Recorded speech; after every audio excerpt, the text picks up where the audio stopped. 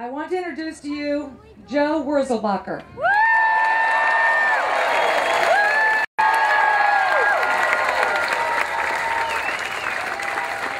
I obviously do not need to remind you of the history of how Joe gained national attention. He asked an important question to Senator Barack Obama.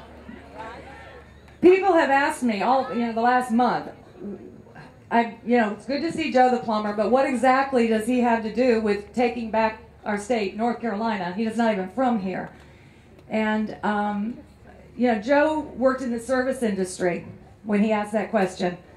He knows the challenges that taxpayers have making a living, especially in this economy. And this very plumbing service is one of the services that these folks back here in the legislature want to raise taxes on. They want to tax that service along with many others. And Joe Plumber knows the challenges of this kind of thing. So they have spent us into a mess, and now they want to tax their way out of it. And we are saying no today. Right? Okay, please help me in welcoming Joe Wurzelbacher.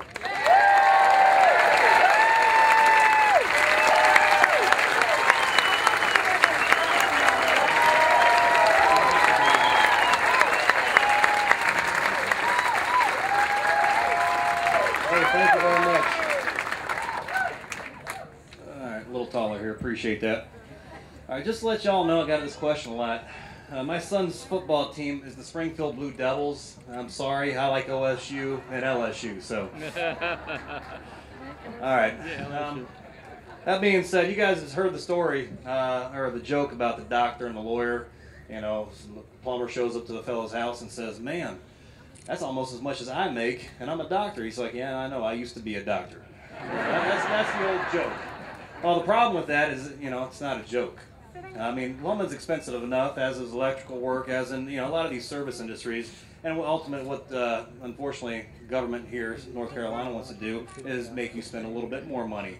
And not only that, the person that's actually paying for the service, but the small businessman that works, 50, 60 hours a week out in the field, and then he has to come back home and work on another 30 or 40 hours. It's a bear. It just really is, and it's just not right. If they want to go to the fair tax, then, all right, hey, do that. That's But you can't take little bits and pieces of what you like and what you don't like. Either do it all the way or don't do it at all. Half measures just usually mess things up. Now, listen here. That being said, I'm going to read you guys a letter. This is from my son. All right, I'm not bragging. My son thinks I'm great. I don't know why, but he does. But there's a point to this. When I get done, I'll tell you what it is. It says, "Dad," this happened about 2 months after all this stuff here with President Barack Obama. He says, "Last 2 months have been some of the hardest of your life and the craziest too. I've had the time to reflect and admire how great of a person you are, how great of a dad you are, and also how great of an American you are.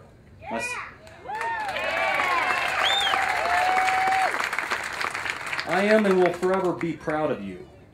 That's my 13-year-old son. All right? "To be able to be your son is one of the greatest blessings God has given me. On your birthday, we won't be celebrating you being Joe the plumber. We'll be celebrating the day God put you on earth to be a brother, a son, an uncle, a mentor, a dang good political person, and best one to me, you're my dad." Now that's from my son.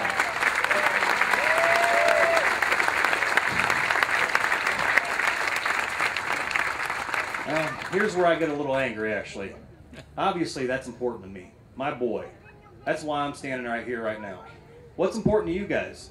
What are you going to do? What are you going to do when you leave here? Are you going to feel real good about yourselves for coming out here, shouting USA a couple times? Or are you going to go home and do something? Are you going to call your congressman up and say, "Listen, man, you can't take my money, misspend it, and then come back to me for more"? You just cannot do it. So...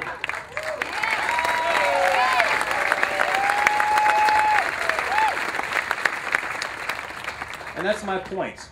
This is our fault. America, North Carolina, Oregon, I was just in, Michigan. It's our fault because we vote these guys in, and then we go about our business. I mean, usually that's what we should be able to do, but unfortunately, principles have been lost in the political field.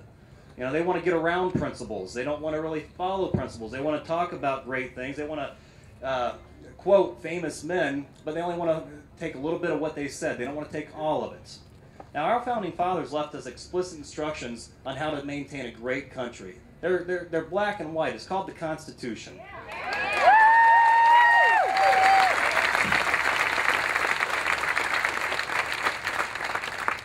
You need to learn it. I have a copy of it at my house. I read it. It's black and white. I'm not a lawyer, but I understand it. Go figure that one out.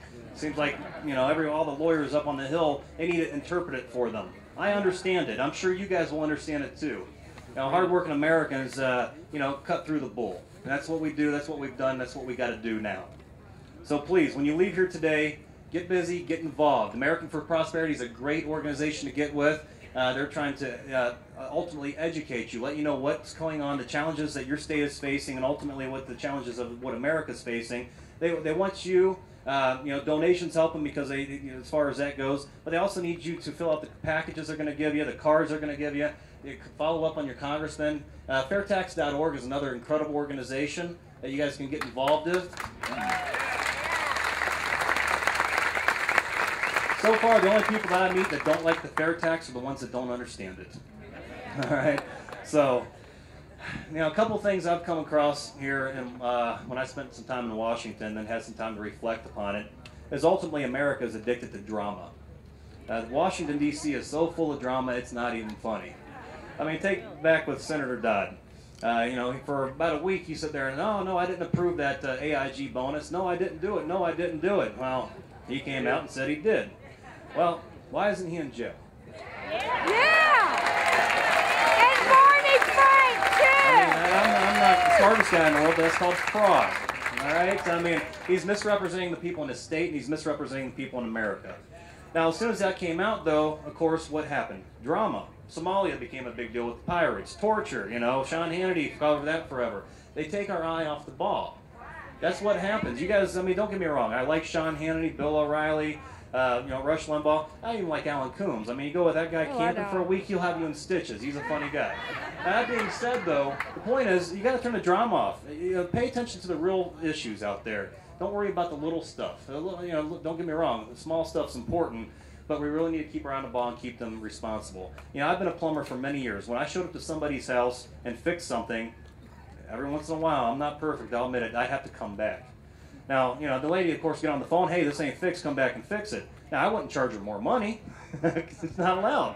But ultimately, the politicians are saying, you know what, we misspent it, now we're going to charge you more money, our taxes, and they're going to take it. You guys got to tell them no.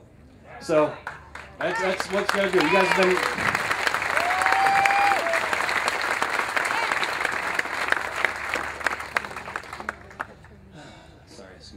So ultimately, you guys have been out here chanting, no more taxes, things like that, but you can't chant it. I'm not a cheerleader. I'm not going to sit here and sprout USA, USA, USA. I love doing it, don't get me wrong. I'm patriotic as you can be, but actions, not words. That's the biggest thing, all right?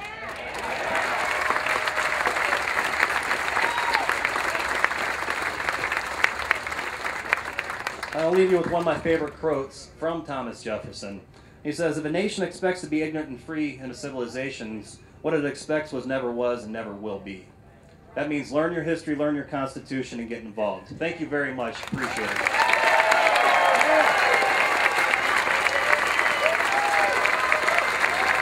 God bless. Thank you.